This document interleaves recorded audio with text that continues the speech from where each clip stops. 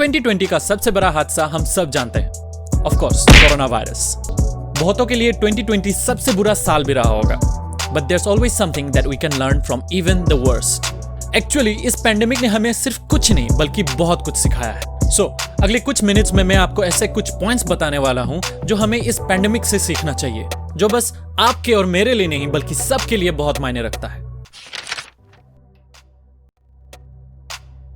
India एक ऐसा country है जहां बहुत सारे धर्म को मानने वाले लोग एक साथ मिलजुल कर रहते हैं। आप जहां भी जाओ आपको एक मंदिर या मस्जिद या गुरुद्वारा ढूंढने में ज्यादा मुश्किल नहीं होगी, पर शायद कुछ जगहों में आपको एक हॉस्पिटल ढूंढने को ना मिले।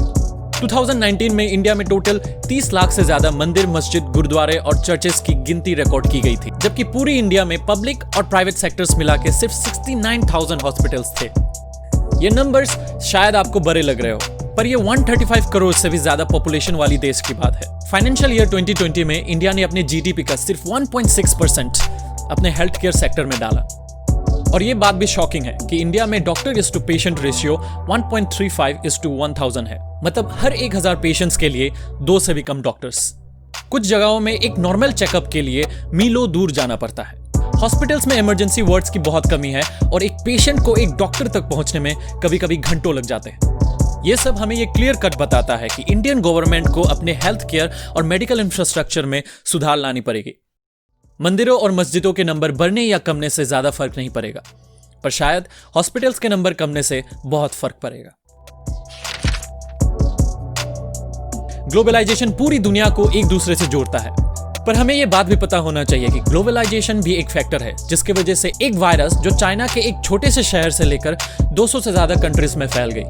यह भी सही है कि ग्लोबलाइजेशन के बिना मॉडर्न वर्ल्ड ऑपरेट हो ही नहीं सकता, पर शायद फ्यूचर में हमें ग्लोबलाइजेशन और ट्रेवल्स में कुछ चेंजेस चाहिए, कुछ ऐसे चेंजेस जो शायद कोरोना वायरस को दुनिया में फैलने से रोक सकता था, because we and the world are not ready for another pandemic. Work from home एक ऐसा कॉन्सेप्ट जो बहुत समय पहले से था, पर इंडिया इस कॉन्सेप्ट को अडॉप्ट नहीं कर पा रही थी अंटिल द पैंडेमिक। लॉकडाउन के चलते वर्क फ्रॉम होम एक नेसेसिटी बन गई और बहुत सारे सेक्टर्स के लिए ये पहले से बेहतर भी साबित हो रही है। वर्कर्स ही नहीं बल्कि लीडर्स और बिजनेस ओनर्स भी वर्क फ्रॉम होम को बढ़ावा दे रहे हैं। लॉकडाउन से पहले हमारी जिंदगी बहुत ही अनयूजुअल और फास्ट पेस थी, पर क्वारंटीन ने बहुतों को अपने कैरियर से ब्रेक लेकर अपने पैशन को फॉलो करने का मौका दिया, अपनों के साथ क्वालिटी टाइम बिताने का मौका दिया। एक्टर्स, स्पोर्ट्स पर्सन से लेकर छोटे छोटे गांव के लोगों ने मुश्किलों में पड़े लोगों के लिए करोड़ों की डोनेशंस करी। जब पूरी दुनिया लॉकडाउन में थी और नेचर में ह्यूमन इंटरवेंशन ऑलमोस्ट जीरो था, तब पूरी दुनिया का पॉल्यूशन लेवल कम हुआ, ओजोन लेयर हील हुई और बस कुछ ही हफ्तों में नेचर अपने आप को हील करने लगी।